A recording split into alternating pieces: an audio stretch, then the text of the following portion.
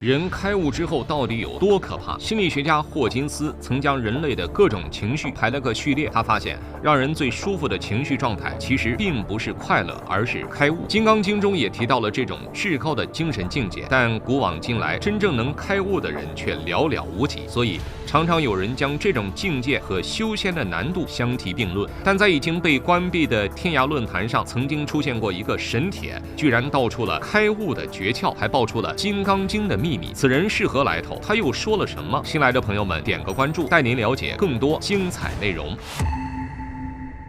人拼命地活在世界上，这到底是为什么？相信这一问题很多人或多或少的都有过思考，但你可能始终没法想出一个令自己满意的答案。没关系，关于这一问题，古今中外的专家学者、哲学家、文学家、科学家都没有得出一个令人满意的答案。然而这篇天涯神帖却宣称这个问题的答案很简单。在帖子的副标题下，作者赫然用心灵不孤独这5个大字作为自己的笔名，间接地回答了这个问题。他之所以用这个笔名，其实是为了回应莫言在东南亚演讲时候的说法。在那次演讲中，莫言认为关于人活着究竟是为了什么这个问题，其实答案还是有迹可循的。对于贫穷的人来说，财富就是人生的意义；对于富有的人来说，快乐就是人生的意义。不难看出，莫言的说法其实还是很有道理的。可神帖的作者却以为莫言只是说了一半的真理，还有一半没有说出来。那么另一半的真理又是什么呢？神帖作者以为，当人们满足物质精神需求之后，就会开始追求心灵的满足。一般来说，人们是把精神和心灵视为同一类的，但在神帖作者这里，他却把精神和心灵分成了不同的层次。具体来说，精神需求在作者眼里是像尊严、超越感这类的存在，而心灵需求就更加高级了，就是佛家所言的真我，一种开悟的状态。精神需求的满足是一种来得快去得快的东西，但心灵需求的满足却是持之以恒、长久，甚至能达到永恒地步的，大概就是心灵不孤独的状态。金刚经中也曾涉及这个心灵不孤独，也就是开悟的问题。据金刚经描述，当一个人达到了开悟状态，他外表看上去是和普通人没有两样的，也是会有喜怒哀乐的，但是这种喜怒哀乐的情绪仅限于表面，仅限于那一瞬间，实际上他的内心并不会真的产生喜怒哀乐，换言之，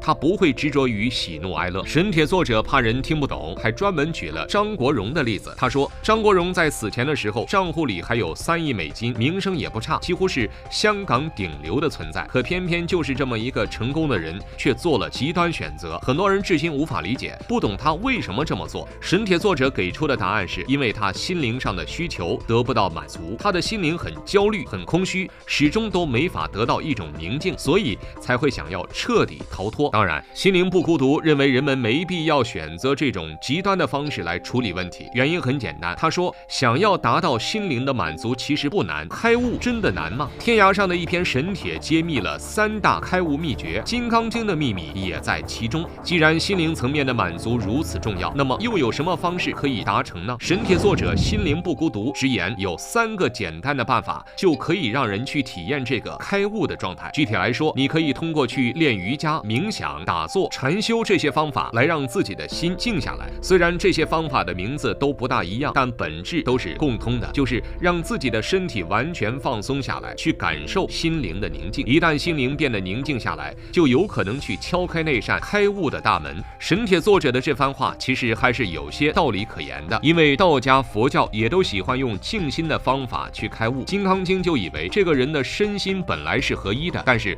由于肉身被外界事物所困扰，逐渐的与心产生了分离，因而就很有必要通过静心的方式重新来让身与心结合在一起。或许你会说，我也知道要先静心呀，可是问题在于静心太难了。紧接着，神帖作者又提出了第2个办法，没办法静心没关系，你可以保持专注，比如说你可以专注于工作，专注于学习，专注于某项运动，甚至也可以专注某个游戏。这种专注必须达到什么境界呢？神帖作者说，大概就是你在专注这件事情的时候，忘记了其他所有事情的存在。一旦达到这个境界，就说说明你已经迈进了心灵的门槛，马上就能体验到开悟的滋味了。神帖作者甚至进一步说道，在现代社会，真正能够经常体验开悟状态的人，其实不是什么和尚、道士，而是程序员、咖啡师这些职业人员。原因很简单，他们的工作本身就需要他们保持极高的专注，在这种极高的专注过程中，他们说不定已经体悟到了开悟，只不过自己不知道而已。当然，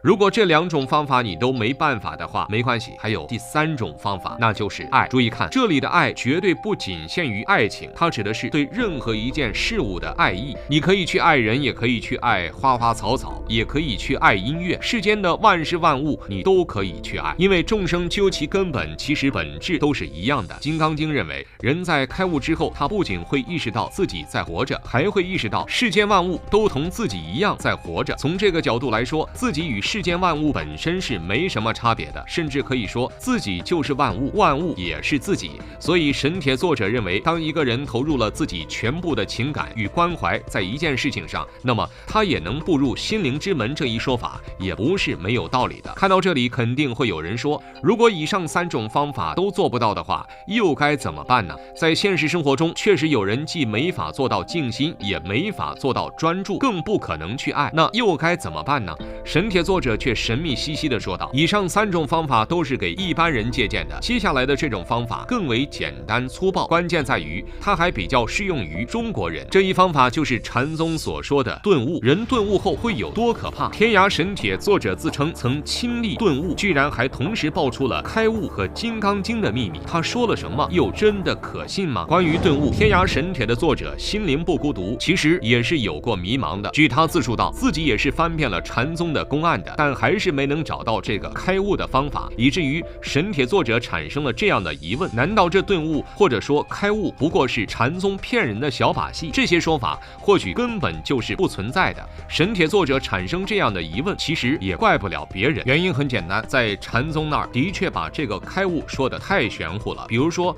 老师傅用木锤敲了下小徒弟的脑袋，然后这个小徒弟就开悟了。你放在现在，用这个木锤去敲100个人的脑袋，也不可能会让人开悟，除非这个木锤本身有神效。因此神帖作者就打算另辟蹊径，去找找这让人开悟的法子究竟是什么。一次偶然的机会，神帖作者遇上了一个女老师，当时这个女老师正在看着《金刚经》，神帖作者就好奇的直接上去交流了。他问道，《金刚经》里说这过去、现在、未来心都不可得，这话究竟是什么意思呢？下一秒，这女老师的反应着实让神帖作者体验了一下什么叫做顿悟。只见这女老师头也不抬，一句话也不说，只是猛的一下就站了起来，右手还猛拍桌子。这一下实在把神帖作者给吓着了。据他的描述，当时自己脑袋空空，什么都想不起来，什么都想不了。可就在那一瞬间，他清楚地意识到自己的灵魂就像被什么洗涤了一样，整个人就像从世界中抽离了出来，把原本看不清楚的一切又看得非常真切。但这种真切